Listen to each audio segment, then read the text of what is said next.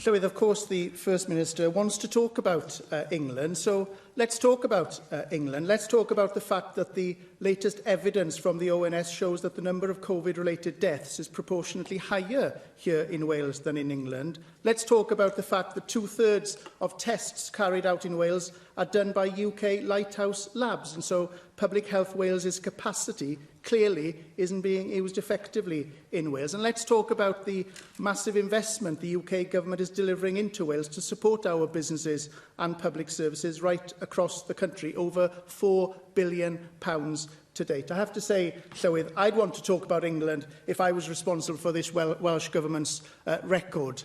Now, the Welsh Government's approach has been to implement a mix of county-wide lockdowns and hyper-local lockdowns, like in the case of Llanelli and Bangor. And in order to better judge the effectiveness or indeed ineffectiveness of the Welsh Government's current lockdown approach, it is vital that it publishes data at a community level. The Welsh Government must also publish data by demographics so we can follow trends and better use our resources to protect our people. And the Welsh Government must openly publish transmission data so that we see how the virus is being transmitted, for example, by household, hospitality setting, workplace or by travel.